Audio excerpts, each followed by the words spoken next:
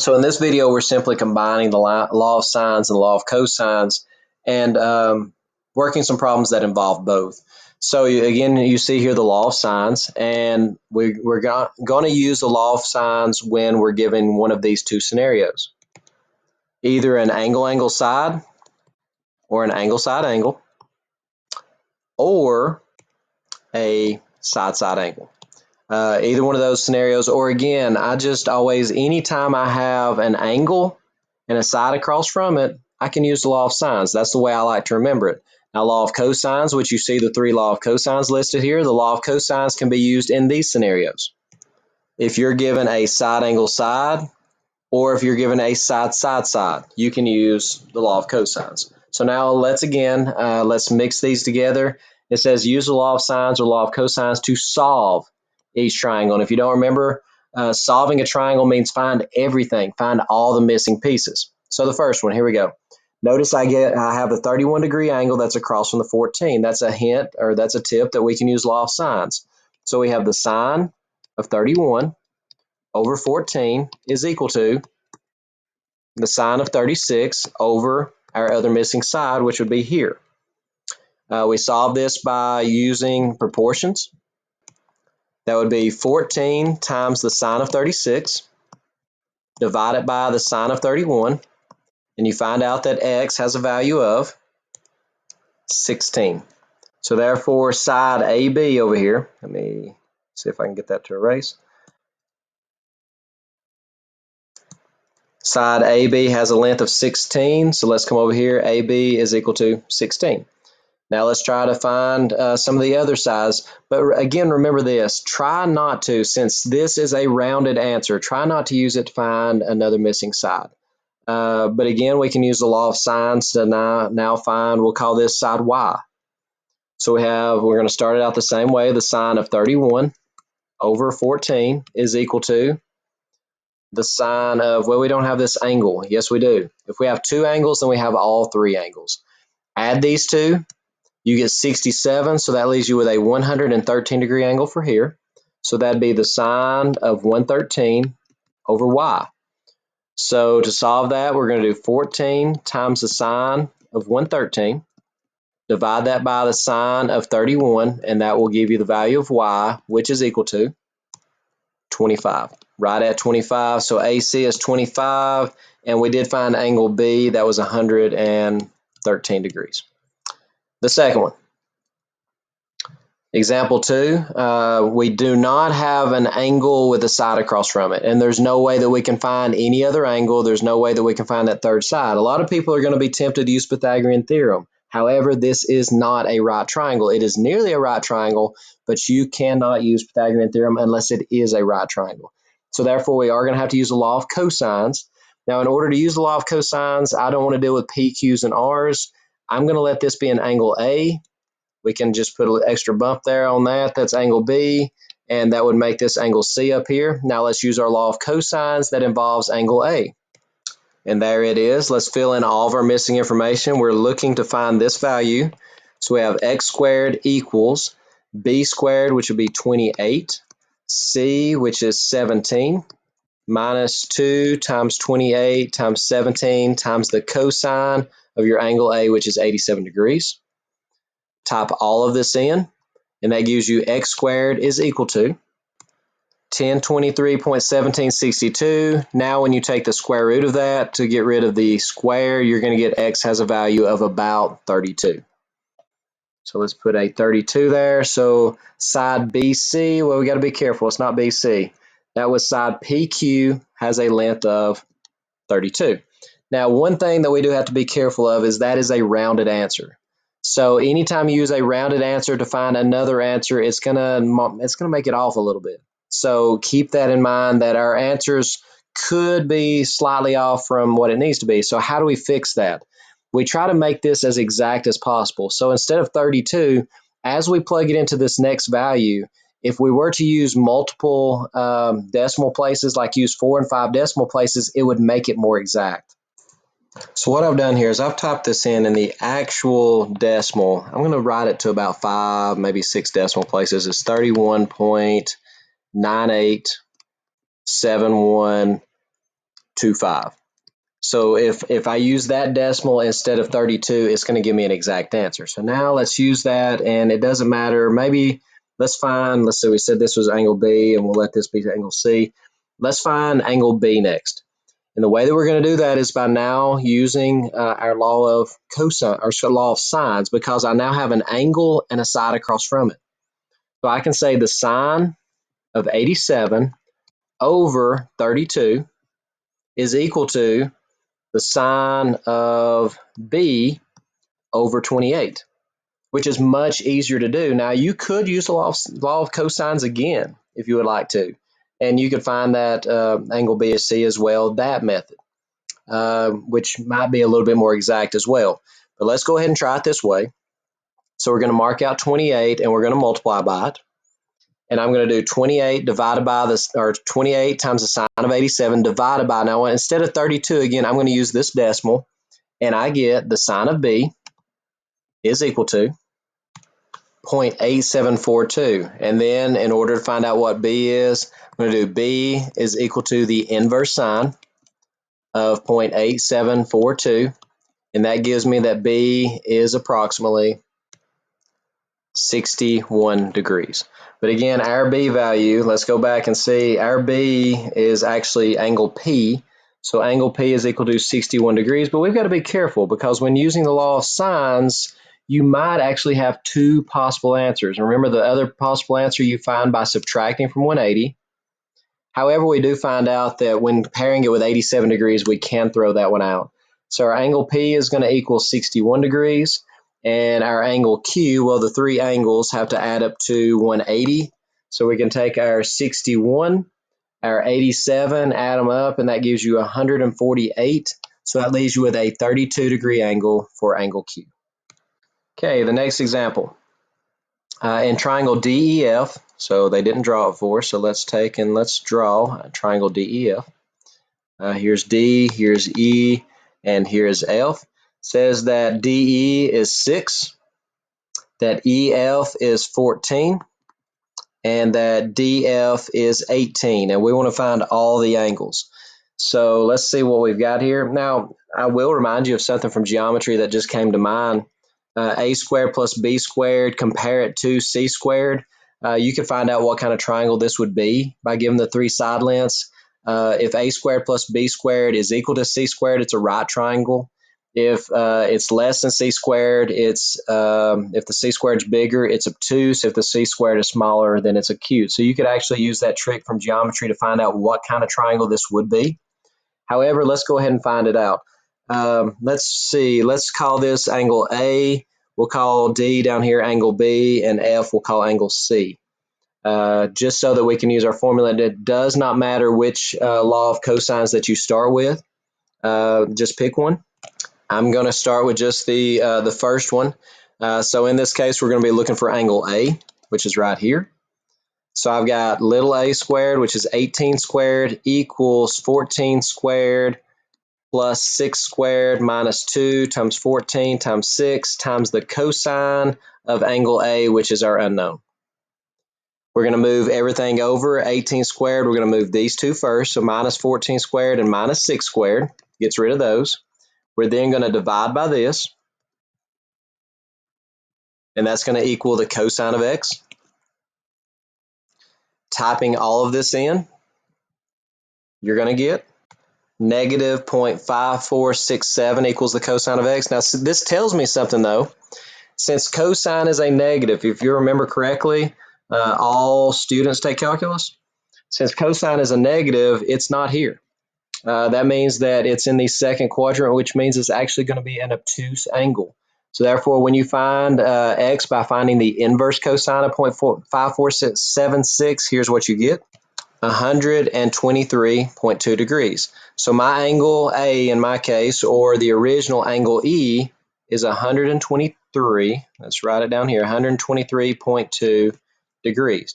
Now let's use that, and I might have to erase it to create a little bit of space. Let's use that to create or to find our other two angles. Now we will have to use this angle unless we're going to use the law of cosines again. So you could either do one of two things. you could either take this angle, rework the problem, and make sure that you have this thing right to maybe 5 or 6 decimal places, or these are exact values. It's probably best to always use exact values when you can, because then you're not using rounded answers to find your next answers. So you could actually just go back and use another formula, use one of your other law of cosines to find one of the other angle values. And that's what I'm going to do.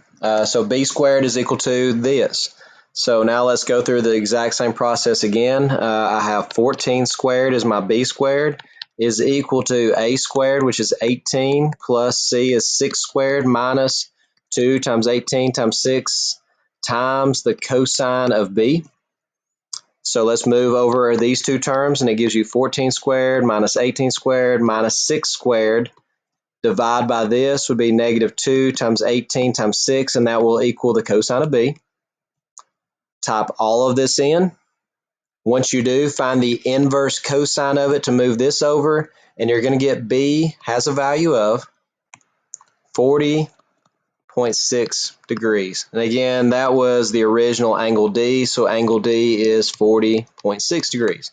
Now what you can do, the three angles have to add up to 180, so that leaves you for angle F a measure of 16.2 degrees. Next up, let's see, example 4, we're given triangle WXY. So the same thing, we're going to have to draw this thing with WXYs, and then we'll change our letters to something else, WX and Y. So it says WX is 9, XY is 15, and measure of angle W is 31 degrees. So let's change these to different letters. We'll change them to, we'll let this be A, we'll let this be B, and we'll let this be our C. So we're going to, first off, we're going to see that we can actually use law of sines here, which is a big plus.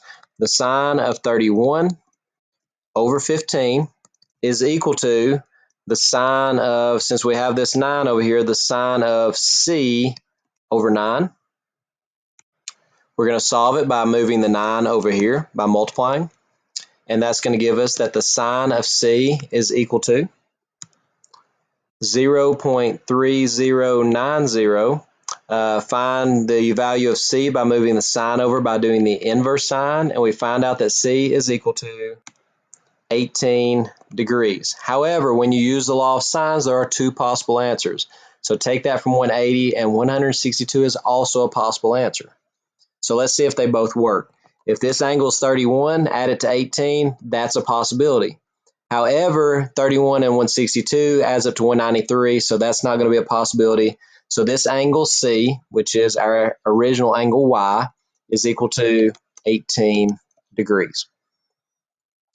Now we can use that if we have a 31 degree angle and an 18 degree angle.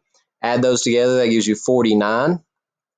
49 from 180, that gives us a total of 131 degrees there. Now, in order to find this last missing value, which is WY, which is this side length here, you can do it a couple of different ways. You can use the law of sines using this angle, or you can use the law of cosines.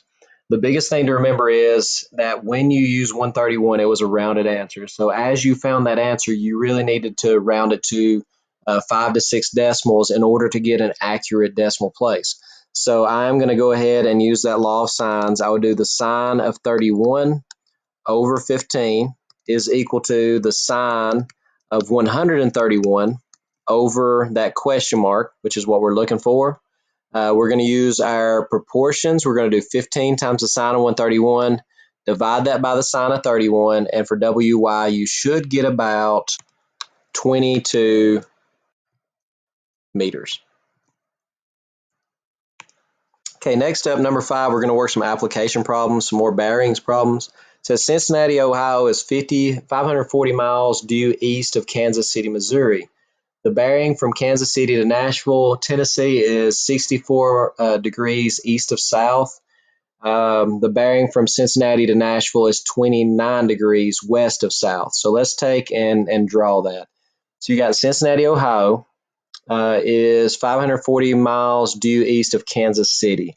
So here is Kansas City.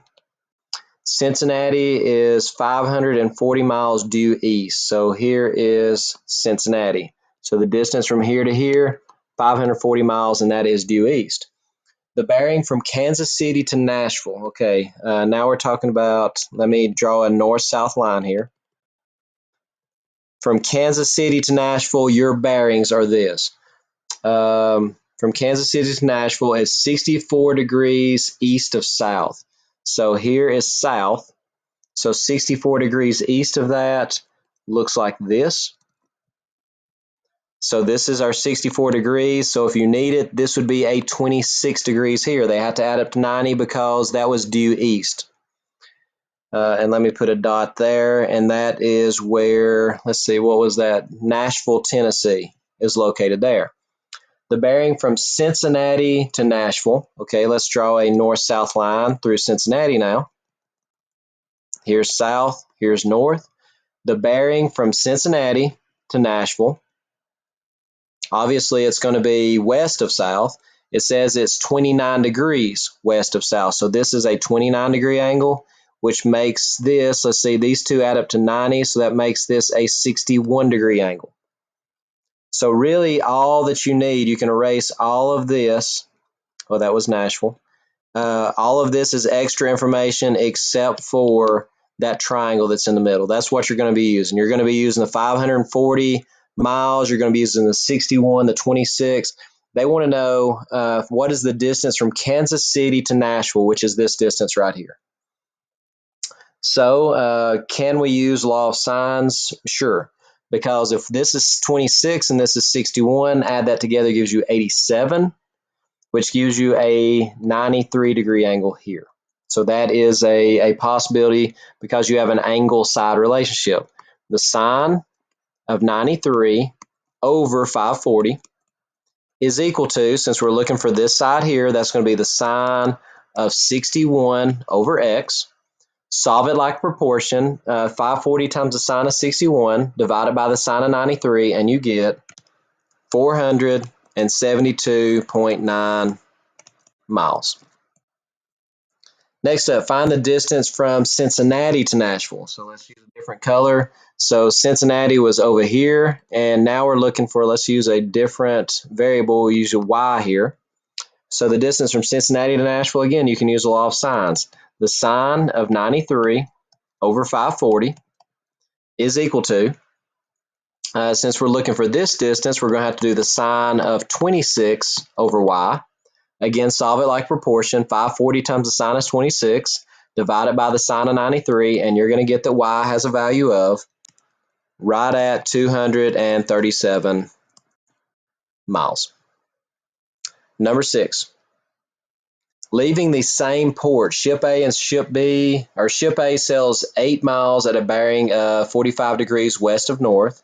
Ship B sails 14 miles at a bearing of 70 degrees west of south. Let's draw a picture of that, and I'm going to do it over here so we've got more room. So here's our north-south line. Let me draw the port. Here's the port that they're leaving from. Ship A sails 45 degrees west of north. So 45 degrees west of north would be, this is north, so here's about 45 degrees west of north, and that was ship A. And they sail for 8 miles. Ship B sails 14 miles at a bearing of 70 degrees west of south. So 70 degrees west of south, that's nearly a 90 degree angle, so that's out here somewhere to where this is 70 degrees. And I forgot to put my other degree measure. This was 45 right here. So here's ship B, and they sail that for 14 miles. And they're asking to the nearest tenth of a mile, how far are the two ships away from each other? So we're looking for this distance. So if this is a 45 and this is a 70, to find this angle, which is the one we're going to need, we're going to add them and subtract from 180. So that's 115 from 180, which gives you a 65 degree angle. Now this is a law of cosines. We'll call this angle C. And let's use our law of cosines, and we're going to have to use the one that involves angle C, and here it is. plug in all the information that you have. Your side C is unknown. Side A is 14. Side B is 8. So you have minus 2 times 14 times 8 times the cosine of angle C is 65 degrees. Type it all in. Don't forget to take the square root, and you'll find that X has a value of 12.9 miles. And then the last one, if ship A sails to ship B, what bearing should it take? Now this one's a little bit trickier. So what I'm going to do, I'm going to first off find angle A, because I want to know the direction. I want to know what this measurement is here, and then I'll show you how we can actually use that to find what direction we should sail in. So to find angle A, let's see, I believe we can use law of sines again. Since we have the 12.9, we'll do the sine of 65 over 12.9. Let's see if that's right. And that is correct, because I have the 65 and the 12.9 now. And again, to get a more exact answer, this shouldn't be rounded. Sine of 65 over 12.9 is equal to the sine of A over 14 is across from A. Solve that by moving the 14 over. So doing 14 times sine of 65 divided by 12.9. Once you find that answer, get rid of the sign by doing the inverse sign, and you'll find out that angle A is about 79.6 degrees. Now let's see if I can explain to you how we're going to do this now. Let me zoom in here. So if angle A is 79.6, I'm going to draw that north-south line right here. And I want to remind you a little bit of some geometry here. This north-south line that I just drew is parallel to this north-south line right here. So look what I actually have. I have this line is parallel to this line. This is a transversal. This angle and this angle are alternate interior angles, so that makes this a 45-degree angle. So therefore, if this is my north-south line, this is the direction I should travel in respect to the north-south line. I need to know what is this angle right here. So if this part is 45, the entire angle A we just found was 79.6. So you're going to take your 79.6, take away 45, and that tells you the angle that you should travel in. West of south, because again, we're traveling in a southwestern type direction. So subtract your 45 from this,